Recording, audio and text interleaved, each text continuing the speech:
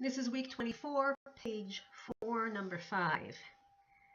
Use the following reaction and paragraph to answer problems 5 through 8. CH3, CH2OH, liquid form, has oxygen added to it. It results in 2 carbon dioxide and 3 water vapor gas. A novice chemistry student is researching the reaction shown above. From a reference source, he discovers that the change in enthalpy for the reaction is 1,235 kilojoules per mole, and the change in entropy is 0.22 kilojoules per mole times Kelvin. However, he neglects to record the signs, positive or negative, for these two values. So number 5 says, does the change in enthalpy equal positive 1,235 or negative 1,235 kilojoules per mole? Explain. Hint, look at the products to help you determine what type of reaction this is. So let's look at the products. Let's look at the whole equation. We have something, and oxygen is being added to it. And when oxygen is added to it, the result is carbon dioxide and water. Now, what type of a reaction do we know that requires oxygen and always results in carbon dioxide and water? And the answer is a combustion reaction.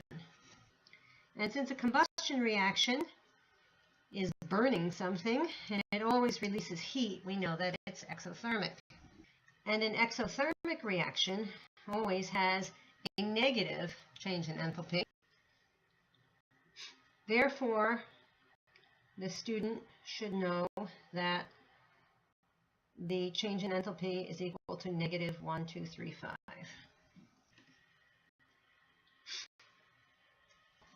Week 24, page 4, number 6. For the same reaction, a combustion reaction, does the change in entropy equal positive 0.22 or negative 0.22 kilojoules per mole Kelvin?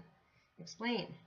Well, we can look at this in 2 different ways. One, when something is burned, does it become more orderly or less orderly? Does it become more disorderly or less disorderly? If entropy is positive, that means there's more disorder. And we know that when something is burned, it's definitely not put into a more orderly configuration. We can also look at it this way. A liquid is being turned into a gas. It's going from a more orderly state to a less orderly state. And on this side, there's only one set of gas molecules, while on this side, there are 2. There are 5 gas molecules here. Here there's 3 total. So we're going from less gas to more gas, and gas is more disorderly, so the entropy has to have increased. So the change in entropy is going to equal positive 0.22.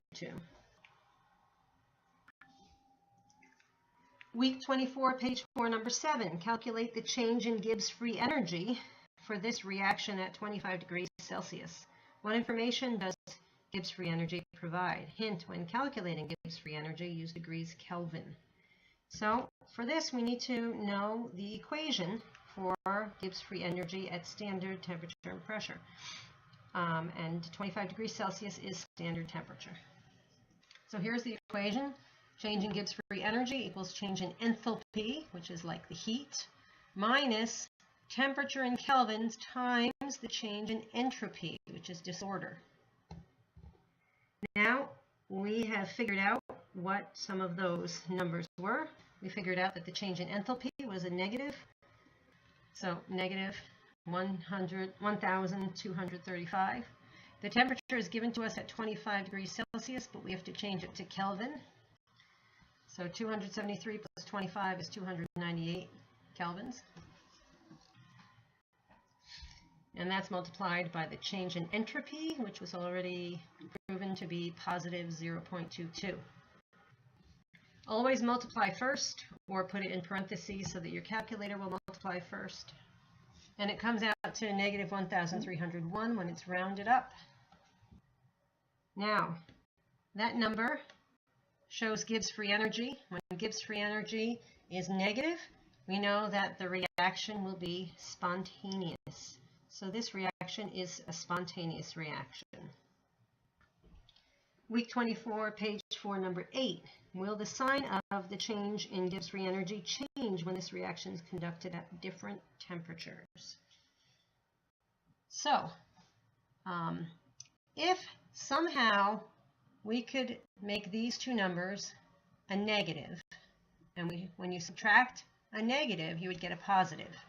So if we could make this a negative number and make it so that it's greater than this, we could somehow get the Gibbs free energy number to be positive. But in Kelvin, there are no negative temperatures. It starts at 0 and goes up from there. And we already decided and determined that entropy is positive in this particular combustion reaction because it goes from an orderly state to a more disorderly state. Therefore, these two things can never be negative. And if they can never be negative, we're always going to have a negative enthalpy minus a negative number here. So your Gibbs free energy number is always going to be negative. So the only answer here is no.